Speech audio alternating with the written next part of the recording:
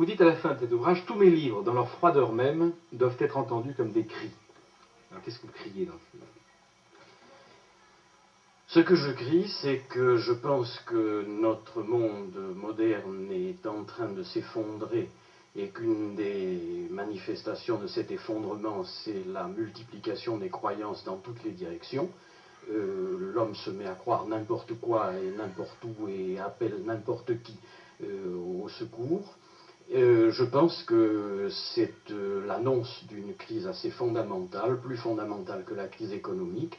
Et en face de ça, en ce qui me concerne, je crois que seule la repentance, pour prendre un vieux terme biblique, la repentance, c'est-à-dire un changement de voie, un changement de direction, m'apparaît absolument décisif et fondamental. Mais il faut que ça soit quelque chose qui mette tout en question radicalement. Vous dites à un moment, j'ai honte du monde que nous laissons aux jeunes. Voilà, alors ça c'est le poids que j'ai sur moi, après avoir vécu la vie que j'ai vécue en essayant de faire ce que j'ai essayé de faire, de laisser derrière moi un monde éclaté, en décomposition et lourd de tous les conflits possibles. Oui, enfin, vous n'êtes pas responsable Bien sûr seul que de si. ce monde. Pas seul, mais vous êtes pour ma responsable part. de vos 40 livres, mais quand même pas du monde.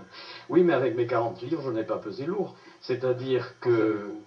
Si vous avez modifié le cours de 2 ou 3 consciences, c'est pas mal déjà. Oui, alors ça, disons que pour moi, devant Dieu, c'est Dieu qui en jugera, je n'en sais rien. Mais avec le projet que je pouvais avoir à 20 ans, j'ai pas modifié le cours du monde. Ah, vous vouliez changer le monde à 20 ans?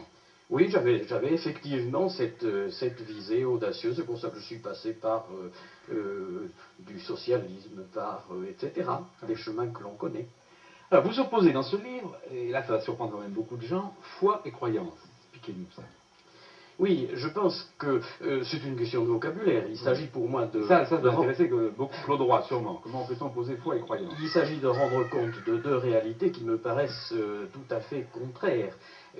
D'un côté, dans la croyance, il y a une volonté de chercher une certitude fermée et de ne pas faire procéder à la critique de ce que l'on croit, d'accepter des dogmes, de s'enfermer dans des institutions, et la croyance reflète le besoin spontané religieux de l'homme qui cherche toujours à monter vers Dieu et plus ou moins à s'emparer de Dieu ou, pour reprendre le langage biblique, à rentrer dans le jardin d'Éden et à retrouver la place qu'il avait antérieurement. Alors ça, c'est le mécanisme de la croyance, c'est le besoin de croire qui me semble habiter toutes les sociétés, et si loin que l'on remonte dans l'histoire humaine.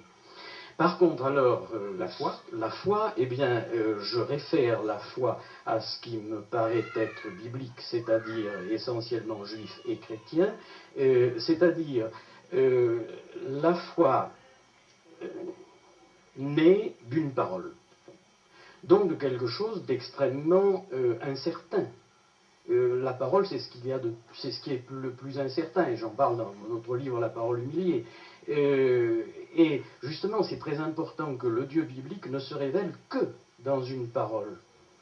Et il ne se révèle que dans une parole parce que s'il se révélait en soi, ben, comme le dit la Bible, nous serions tous pulvérisés, enfin nous n'existerions plus devant ce Dieu. Il est impossible de voir Dieu et vivre. Et la foi, par conséquent, naît dans un contexte, pour employer un grand mot, herméneutique, c'est-à-dire d'interprétation. Nous entendons une parole, mais toute parole, nous l'interprétons, nous ne pouvons pas faire autrement. Et par conséquent, elle intègre la critique, et elle intègre le doute. Et c'est pour ça qu'on ne peut entrer dans la foi, disons, chrétienne ou juive et chrétienne, je n'aime pas beaucoup le judéo-chrétien, au travers d'un doute et d'une mise en question de ce que j'ai entendu ou de ce que j'ai cru entendre.